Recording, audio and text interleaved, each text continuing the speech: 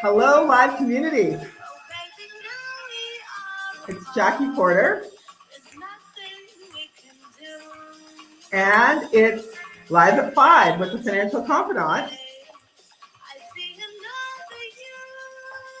And we have another old gem.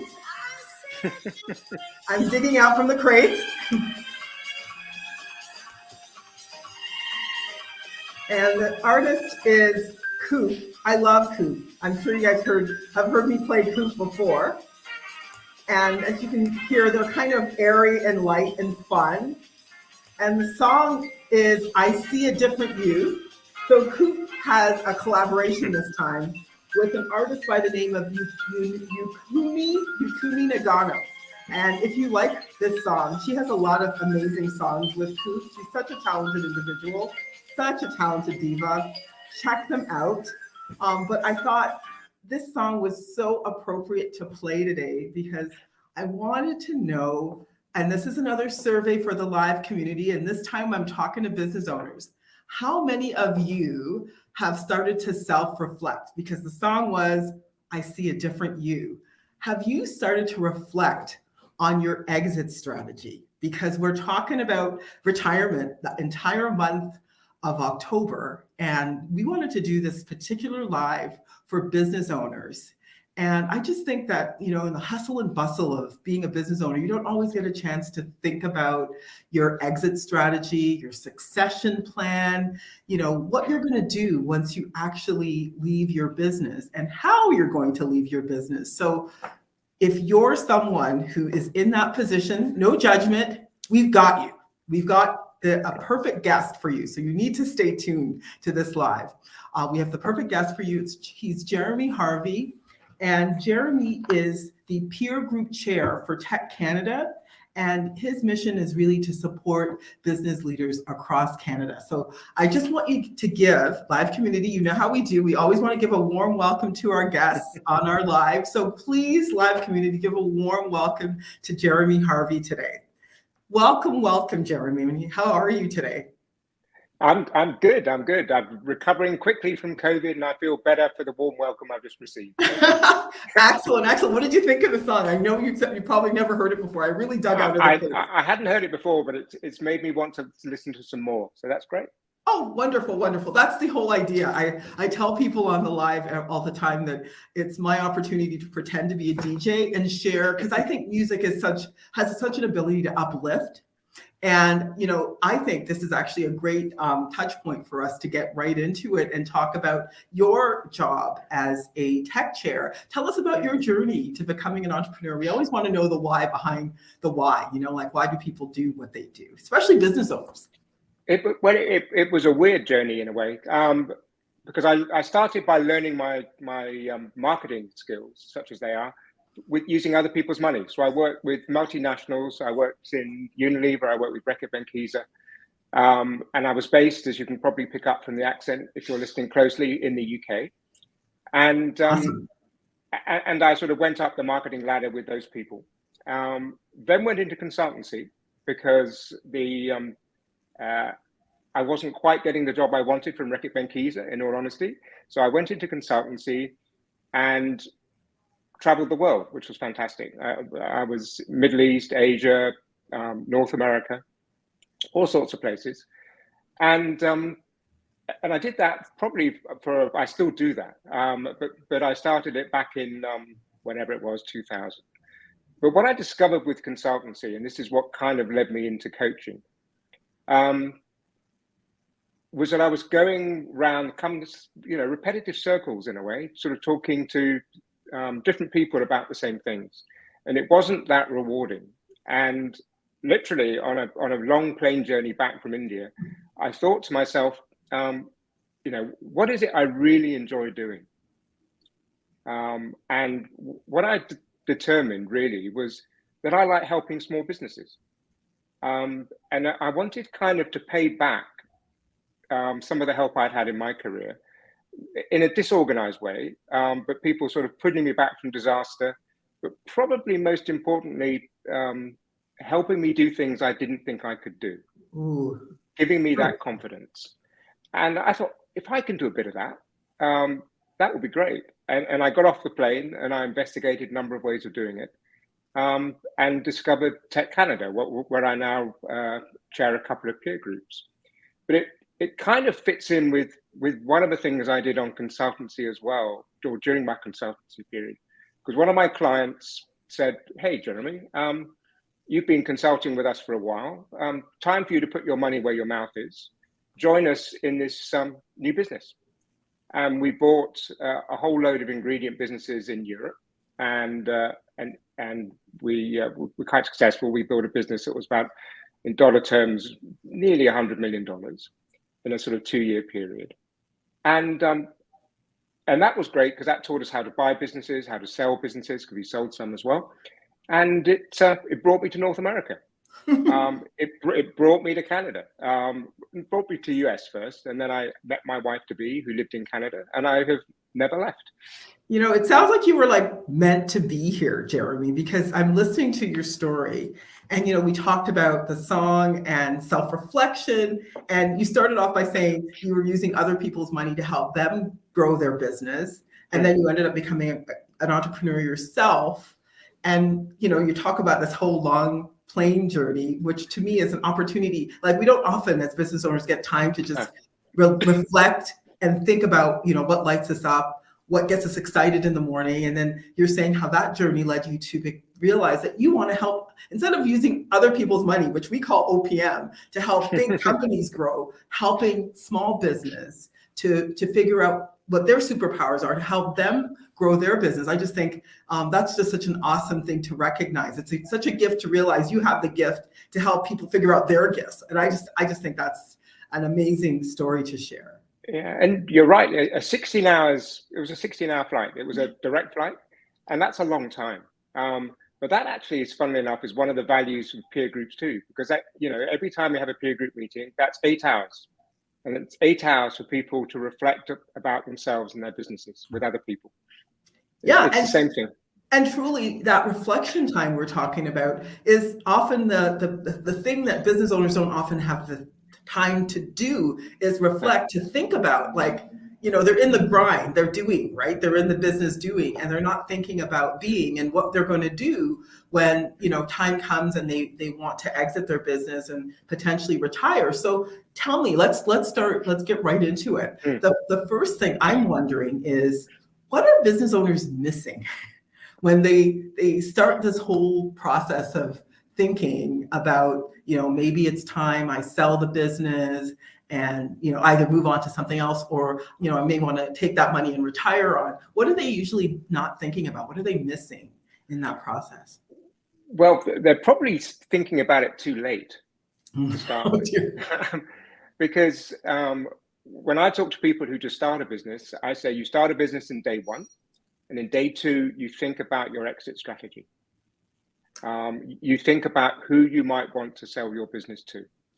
Ooh, okay, Jeremy, please do not say anything else, because I think that is such a powerful statement, and I want to survey the live community. So live community, if you're a business owner out there, when you started your business, did you have an exit strategy in mind? Yes or no? Please post in the chat. We would love to know. I'm sure Jeremy's probably going to come back. Like, he's probably nosy like me and see what people said. Did you think about your exit strategy when you started your business? Because you should. So Jeremy, why should they? Well, it's exactly the same way that we spend time positioning our products when we sell them, or positioning our services. We're working out who to sell them to. It's the same with a company. When you start a company, you can think who you might sell it to. Are you going to sell it to a trade buyer? Are you going to sell it to a financial buyer? Do you want to hand it on to your family? Do you want to hand it, you know, to a son? Do you want to hand it on to an employee? Those sorts of things, because you can begin to, as I say, position your company so that it's targeted at your potential exit. So if you want to sell to a financial buyer, you're doing one thing. If you're selling to a trade buyer, you might be doing something else. And that's exactly what we did with these food ingredient companies that we bought. We decided wasn't quite on day 2, to be honest, but it was in Maybe week 3. 2. No, it was in week 2. We knew the sorts of company we wanted to sell to, and those were the sorts of companies we did sell to when we sold the business. They weren't exactly the companies we thought, but they were that type of company. Well, you know, it makes so much sense, but I could see that it means people need to think about it in more detail. They need to be clearer on what their vision is, and then be clearer. It's kind of like begin with the end in mind. We always talk about that, but people don't necessarily think about it when they start a business. Begin with the end in mind in terms of your exit strategy, whatever your entrance strategy is and the product you're selling, like really get clear on that. Begin with that end in mind. And I think that's such an important message to pass on. And because when you think about it, a lot of people, when they start a company, are almost buying themselves a job. They're working for themselves, but they're doing something they're very good at, and it's a job. The business comes later, but the business should come they should be thinking about the business initially, because you've only really got a business when that business can do without you. Ooh, business owners, are you hearing this? You only have a business when the business can do without you. Let's dig into that more, because I think there's a lot of business owners out there who couldn't begin to imagine how their business could run without them. And maybe that's by design or by default. I'm not sure. I think it varies. I think sometimes it's by default. People who start businesses, quite often, it is because they have a skill set, and the skill set is doing something. But it's not necessarily running a business or thinking what they could get for it if they decided to exit. It's quite often because they want to work for themselves. They want to be their own boss. They don't want to be someone else's middleman. But right. It's still, if they're not careful, it's a job. And that means it doesn't reach its full potential sometimes. And it's a hard wrench. It's a hard wrench for people to stop actually doing stuff in the business, to actually managing a business or being a business owner. Yeah, until they do that. Yeah. I think there's a huge distinction between being a business owner, like working in the business versus working on the business. Like we talk about that all the time as business owners, but what does it mean? Let's delve into, because I think, as you know, it's kind of like the devil's in the detail. So what questions do business owners need to ask themselves? Because it sounds like these questions are really clues to, how well their business can run without them in determining what their exit strategy is going to be. What are the questions that they need to be asking themselves? Well, I think when people are certainly thinking about an exit strategy is why are they exiting? Well, I mean, it's what are they going to do when they have exited? Are they doing it for money? And if so, what are they going to do with the money? Because money is only a means to an end. Mm-hmm. You need to have a plan in your mind. What do you want to do with that? Or are you exiting to is it a family business, and your generation is exiting, but you want it to remain a family business? So you've really got to ask yourself in quite some detail, really what those objectives are to exit in the first place. So why am I exiting? Is it for money? What will I do with that money? If, like, I'm thinking of, specifically retirement, I'm exiting for retirement. What am I going to do with my money to create an income stream for myself? And if not, what am I exiting? So, as you said, my family can succeed me. Maybe so. What's my succession plan? So let's dive into that, because it's one thing when you have a family business, kind of going back to, can the business really do without you? What's my succession plan if I don't have a successor? I don't have family. And again, that whole selling of exiting that business. You see, the succession plan works two ways, because if you have successors in there and people who can do your role, then actually you're getting a business that can do without you anyway, which makes it, as I say, a genuine business. The other thing about having people in there and without you that's important is you might not want to stay. Some people might want to stay in the business when they've sold it. They might like an operational role. Other people won't want to do that. But if there's nobody in that business who can do the business apart from you, then if you sell your business, you'll become someone else's employee for a period of time. they will give you an earn out over a 3 or 4 year period, and they'll say, yep, we'll give you half the money now, we'll give you half the money in 3 or 4 years time, but in that next 3 or 4 years we're going to milk you dry.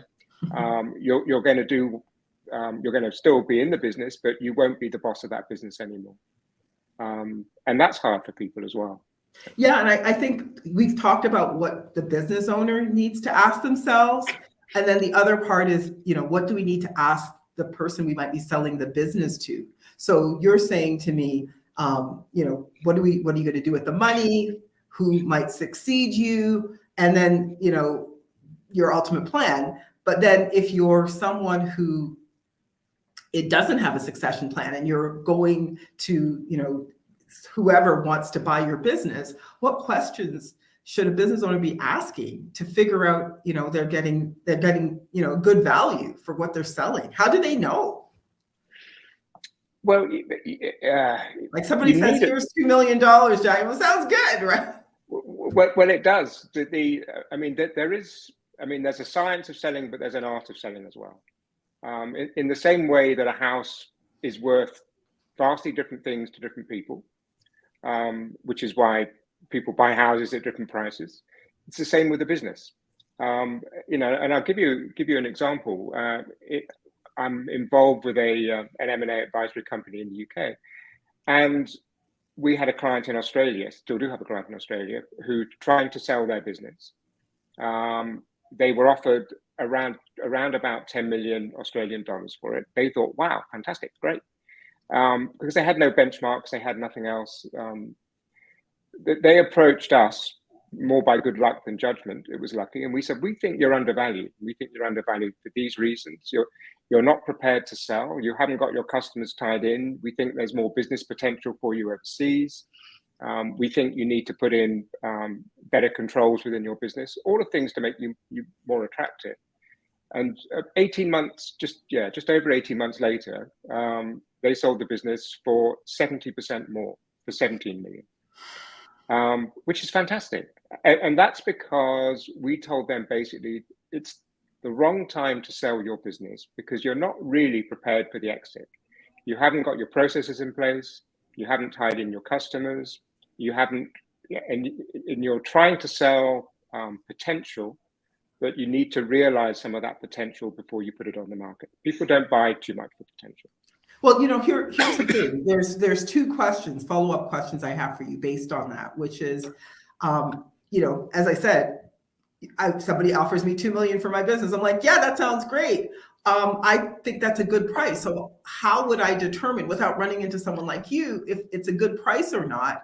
And then the follow-up question I have is, how would I know when it's a good time to sell? Because you said to me, I need to think about selling right at the beginning of putting my business together. If you're like most business owners and you didn't think that far, how do I know when is a right time to sell? What would be the steps involved in figuring that out? Well, the first question, is it a good price or is it not? Right. In all honesty, you do need advisors. And you need advisors who have access to what similar sorts of business are being sold for. Because again, it's a bit like a house. You're looking at your comparables.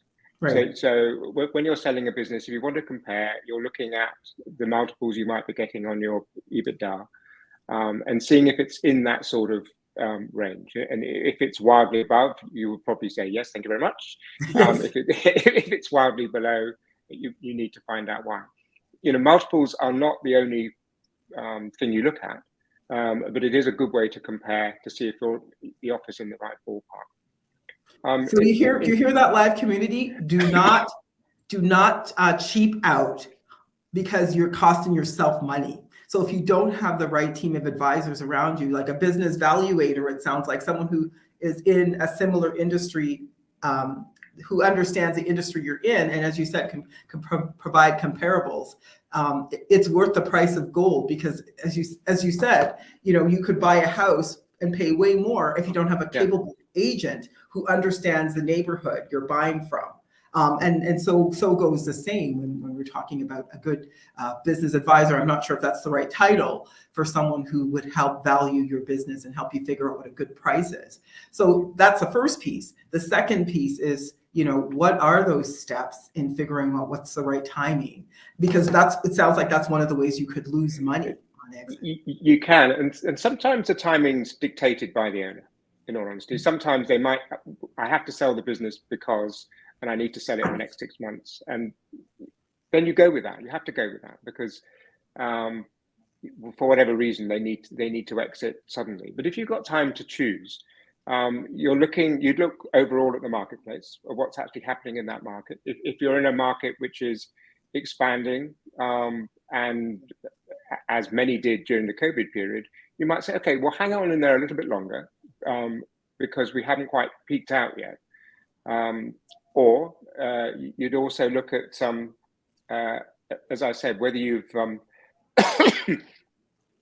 whether the business can do without you.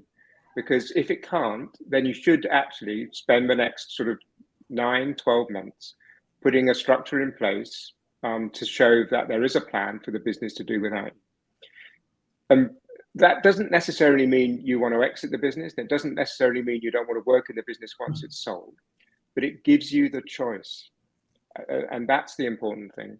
All these things give you a choice of what to do. And that's really, it's one of the reasons I do what I do. I'm not providing people really with solutions particularly, but I am helping provide them with choices. So when they're faced with a situation, they could do A, B, and C as opposed just to do A because that's the only option available to them. But it's an art to know whether the time is right or wrong, because you could get a trade buyer and they may be doing a consolidation or whatever. And if they come knocking on your door, that could be the ideal time. You just don't know. I mean, you just have to think, you think widely first before you narrow down on a solution. Yeah, well, it sounds like there's a few factors. It sounds like, as you said, if you're in a growth market and, people are approaching you and you're in a growth market and, you've got this business advisor who can give you some idea of what the business is worth or if you can get more, it sounds like that's a piece of it. But what I'm hearing as well, going back to whether or not the business can do without you, it sounds like you need to have your processes documented, some type of a operations manual. All these things suggest that you have intellectual property in place that somebody could take up and just keep going again without you, community, right? Because that's what processes. I have to call them processes because I'm English. I know you call them processes, but the sounds so much better when you say it. I know, but that's what they are. They're a way of replicating for other people what you do yourself. And that's what you're trying to do when you're delegating within your company anyway. You can't do everything yourself, so you're giving a process so people can do it in a similar way to the way you would have done it. Yeah, and it sounds to me like it's kind of like this conundrum that business owners face because they might not necessarily think about retiring or thinking about exiting their business, so they're kind of in this spin where then they're kind of stuck because then they can't, they haven't structured their business that it can do without them.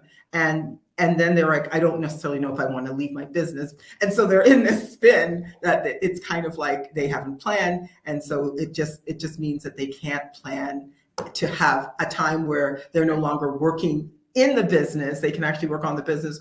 And I always think of it as it's the option, not the obligation to retire, right? Or the option, not the obligation to exit. Like if you've got these processes in place, if you structured your business so it can do without you, then you can work because you want to, not because you have to. And that's the adage of somebody who has a really strong retirement plan, is that they can work because they want to, not because. Yeah, no, absolutely. And again, that's exactly what I mean by giving people choices. It's exactly that. But it isn't a spin, in a way, because trying to improve your business and getting it ready to sell, it's like a parallel track. Because you're improving your business in the criteria, of say, right people, right processes, right products in the market. All of those things improve your business. So great if you decide to stay, but they make it more saleable as well. No, I think it's great. I'm saying when you don't do that, you're in the spin. Yes, no, you are. So when you have those processes in place, it gives you the freedom, because then the business can operate without you. But if you don't have your intellectual property, if you don't have a path for somebody to follow when you're not there, then it means you're kind of putting yourself in a position where you're always going to have to be there. And that might feel good in the short run, but it may not feel so good in the long run if you feel like you're still a slave to your business. Would you agree? No, I mean, what's the point of being a slave to your business? I mean, when people start a business, do they say, yep, I want to work 70 hours a week. I want to make less money than my key employees. I want to make sure they're paid before I am. Yeah, I'll do the deliveries if I have to, if whatever it may be. That's not what people say when they start a new business. Probably not. I think that's what comes later. It's like that relationship that you start, and the honeymoon period's over quickly, and then you realize that's the situation you're in. Yeah, you have to do it at the outset quite often, because you haven't got the people, and entrepreneurs are driven by getting things done and bringing whatever their product or their idea or their services to the market. That's what drives them. But that's only for a period of time. If they're still doing it after 2 years, then they're doing something wrong. Yeah, and I think, what do you think the lesson for business owners who don't do these things? What do you think they can learn from business owners who are getting it right or getting it wrong? What can business owners learn from going through that whole exit process? Well, I mean, you're talking to someone who chairs peer groups, so I believe that business owners can learn an awful lot from each other, and I think the key learning, I think there are a number of key learnings, but I think some of the key learnings are that you certainly need to keep your end goal in mind. It's so easy, and your end goal isn't necessarily just to exit a business. Your end goal is actually to have a business which you then might decide to be an investor in, or you might decide to sell or whatever, but it's a business, and a business, I say, can do without the individual.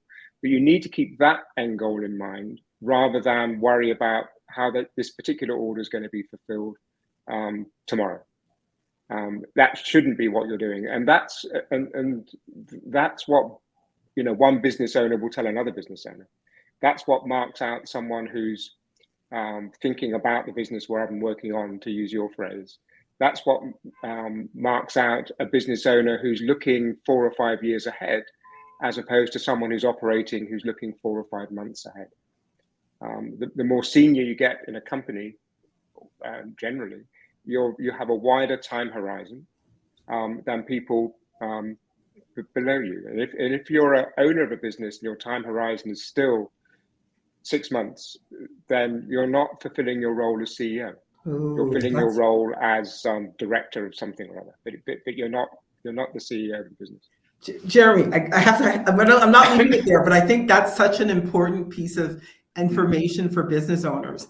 How many of you, so live community, confidant community, how many of you, as a CEO, are thinking 1, 3, 5, 10 years into the future of what you want your business to look like?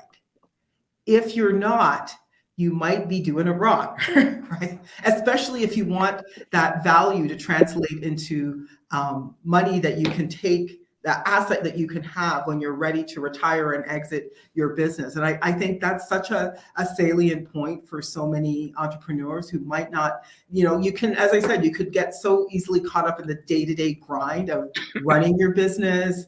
And, your business and my business are very similar in certain ways, because it's all about future thinking.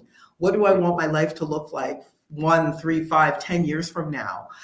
How do I want things to change? And what do I need to do? What steps do I need to follow? And I think it's so important for us to be having conversations about exit strategies to the business community and really thinking it through. And I want the live community to know, the confidant community to know how they can get in touch with you if they've been inspired by what you've told them. And they're thinking, you know what? I haven't begun with the end in mind. I don't know what I could get if I sold my business. I didn't have these conversations with anyone. And it's so important to have conversations like that. And I also want to highlight a little bit about what you do with TEC and how you help them in supporting, their business vision. So, I want to thank you for coming, but, before I let you go, please tell us how people can get in touch with you if they want to look at an exit strategy, and tell us a little bit about the work you do with TEC. I will. Well, there's I can give you the contact details and they can go out, but email or phone. Mm-hmm. And I can give you the phone now because that's easy. Yeah, no, email. Just give us your email, or if your LinkedIn. Yes. Well, obviously we'll put it in the live community in the comments. We'll put it in the live summary. Yeah, that's the easiest way. But what TEC does, and what peer group should do, is we're focused on the business owner, and we're focused on the business owner to make help them improve their business and improve their lives, basically. And what we love is the sort of ripple effect that has throughout the business, throughout people working in the business, throughout the economy. Because small businesses, we hear it even from the politicians. I mean, small businesses are the drivers of the economy. I mean, a small business can put on 10% employees way quicker than a major company can put 10% on employees. So that's what we're trying to do, is actually really focus on the owners of the businesses, the people who are running the businesses. And within a peer group, we don't limit ourselves just to business issues. And there's lots of business issues. I mean, at the moment, perhaps it's sort of recruiting and retention are very high up on the list. But because business owners are quite often working by themselves, they're right at the top of their organization. Peer groups give them a venue to talk about anything, because a peer group is a really safe place to talk. And so if you want a decision validated, your group will act as your advisory board. If you've got some personal issues, you'll get support and help from people within the peer group. So because we're concentrating or focusing on the individual, and because it's small businesses, you can't separate personal and business about. One impacts the other all the time. And I liken a peer group and what we do, and they vary a bit, but certainly the ones I have, to a family. You might give your brother or your sister a really hard time in private for doing something stupid or not doing something at all. But if an outsider says anything about them, you'll defend them to the absolute hilt. And that's really what a peer group will do. Well, it sounds a bit like a tribe. It sounds like a tribe. It is. Yeah, it is in many ways. Inside, we will tell people, or we will share hard truths, because that's the value. But we will help externally in every way which we can. Members and chairs of the groups. Members are the same. There have been so many times where members have gone out of their way to help other members in their own time. That definitely sounds like a tribe, Jeremy. And I think, the thing about having a business peer group, because we're talking about, these things that you can't really talk to with anyone, because here's the thing, you need your mind right when you're a business owner. And, we're talking about retirement and working because you want to, and having that entrepreneurial mindset means you need to be having conversations like this with other entrepreneurs who understand the journey, who aren't going to go, now, why would you do something like that? Yes, some of whom are going through those same steps that you are, some of whom who've done it. That's right. And some of who are thinking, hey, I hadn't even thought about that. Perhaps I should. And that's the value. And it's you get so many sparks with people talking with each other, and so many ideas. You've no idea how they're going to come about. I just know in every meeting there's going to be a spark somewhere that somebody's going to think, hey, I didn't think of that, or going to give a piece of information, or they're going to build on something which they wouldn't have thought of by themselves. Yeah, and I think that's the value of having a business peer group is you have the ability to have a tribe, a whole bunch of people that are looking out for your interests, that you can have these important conversations about your business, having that future thinking time. We started off talking about self-reflection, where we don't get a lot of time as business owners to do that. So we can start thinking about, what our future business we want it to look like, what we want our retirement to look like. And I think, what TEC is offering is so valuable. So live community, confidant community, definitely check out TEC Canada. If you want to learn more, talk to Jeremy. If you're thinking about your exit strategy, it's always a pleasure to have conversations like this with you guys. As you know, the month of October, we've been focused on retirement because, in my role as a financial advisor, I get so many questions on retirement, and the journey is a little bit different for business owners versus professionals. We still have a couple more weeks that we're going to be promoting the retirement conversation. So it's not over. And if you didn't get all of Jeremy's tips, because he shared so many gems today, stay tuned for the live summary. We're going to have that for you on Sunday. And remember to follow us on all our channels. And if you think this was a great live, please share it with others. See you next time. Thank you again, Jeremy, for being here.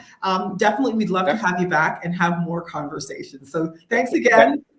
That's my pleasure. Thank you. Thank you so much. All right. See you next week, everyone.